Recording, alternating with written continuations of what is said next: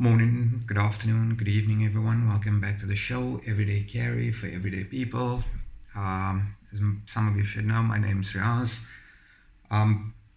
Full out disclaimer before we go any further. I started this channel, let's say about 5 years ago, with the intention of just looking at everyday carry items. It was something that fascinated me. I loved it. I enjoyed it.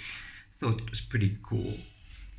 Obviously, over the years, things have evolved, particularly with the pandemic. And so I thought, as a responsible citizen of the world, that it would be a good idea to evolve with the times. More recently, I've had a lot of people reach out to me, particularly those South Africans teaching abroad. And now this is not exclusively for South Africans teaching abroad, but for many different nationalities teaching abroad. I've been fortunate to have had a very rich experience over the last 12 years. Like I said, when I started out, I was 25, 26.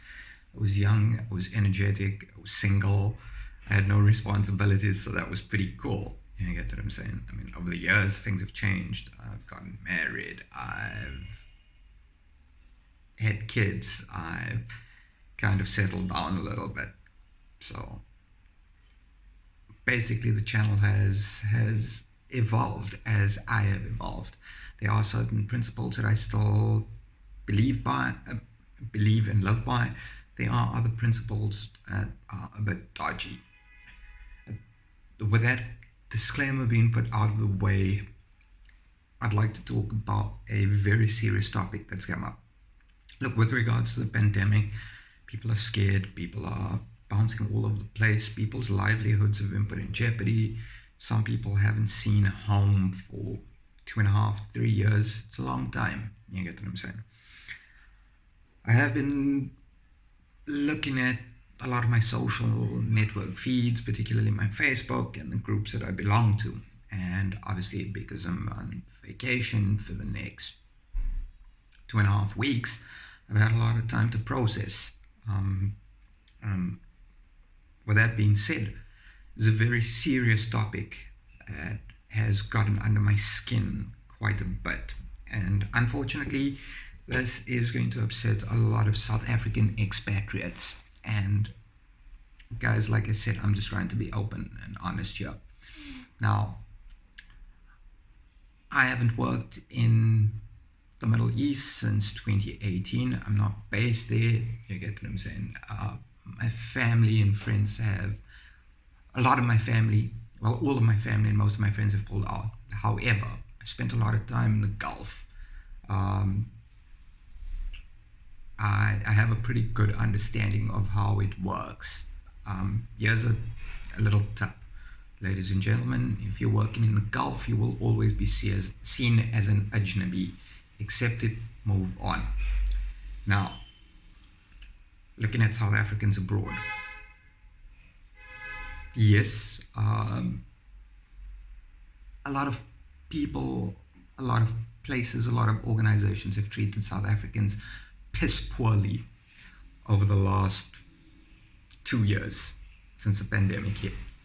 There's a lot of reasons for it, and I'm not justifying any of the reasons for these organizations treating us as South Africans abroad piss poorly. But here's a little tip, ladies and gentlemen. Number one, a lot of South Africans, the vast majority of them, get on a plane and go and work overseas for a better life. And the first thing that they do when they get there is they run the country down. I personally have not done it, and if there's anybody out there that feels that I have, please approach me. You guys know where I am. You guys know how to get in touch with me. Every time South Africans abroad open their mouths and badmouth the government and the country publicly, you give other nationalities and other organizations around you the ammunition that they need to treat us so piss poorly. And I'll give you a good example. Omicron was discovered in South Africa with mapped it, and sequenced it. Now, were we rewarded for it? We were punished for it. And the reason that we were punished for it is because as South Africans abroad, a lot of you have a bad habit of airing your dirty laundry in public. Now, stop right there.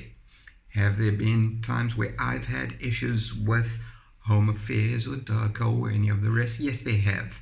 Have I ever aired my laundry out in public? No, I haven't. I am not saying that South Africans abroad do not have the right to question and vent their frustration with regards to inadequacies within government institutions and stuff like that there.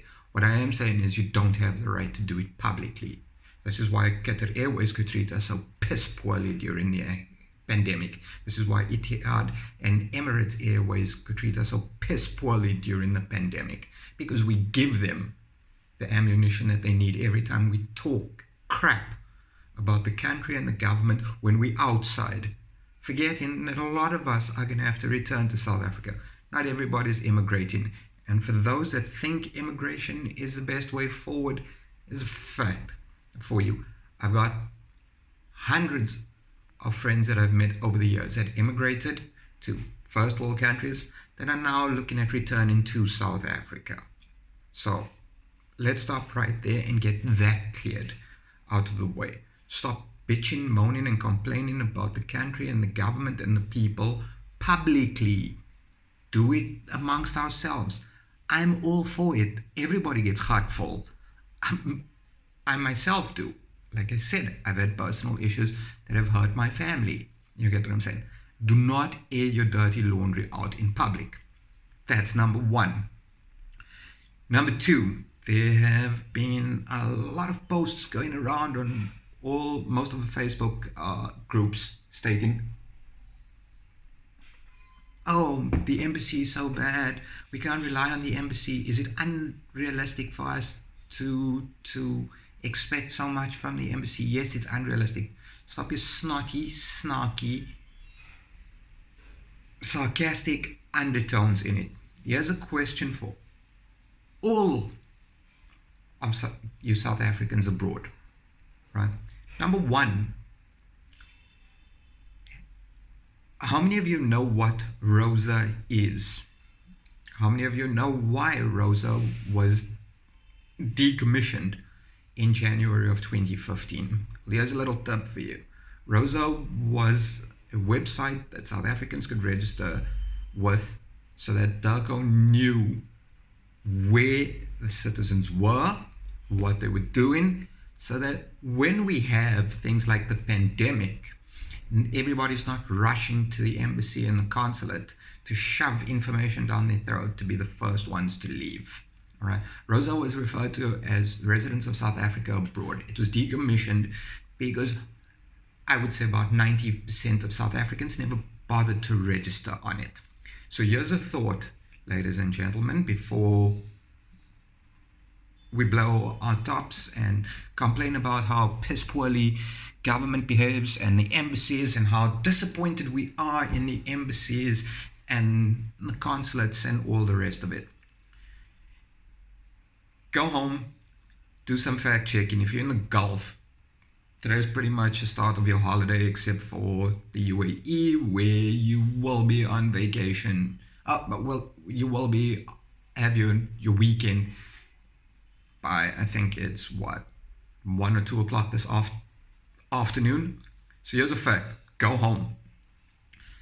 Take a look at whether or not you've registered with your embassy and your consulate. All right. And when I say register, let them know your name, let them know your mobile number, let them know where you work, send them a scanned or a photo scanned copy of your biopic of your passport, send them a picture of your visa, send them a picture of your residency card or your Iqama or whatever it is that you're using wherever you are. All right. Make sure that they have that. Let them know that you're there. If you're single, that's fine. Provide an emergency contact back in South Africa. If you're not single, has your wife or your husband registered? have your kids been registered? Telco did a lot at the beginning of the pandemic to ensure that South Africans abroad who wanted to be repatriated were. Okay. Almost 2 years down the line, and there's a lot of you have had a very short memory where you've forgotten about that day. People are becoming ungrateful. South Africans moan and bitch and complain more than anybody else, and that includes Americans. And I've been an expat for a very long time. And I haven't done it in one country, I've done it in 4. All right, so here's a fact.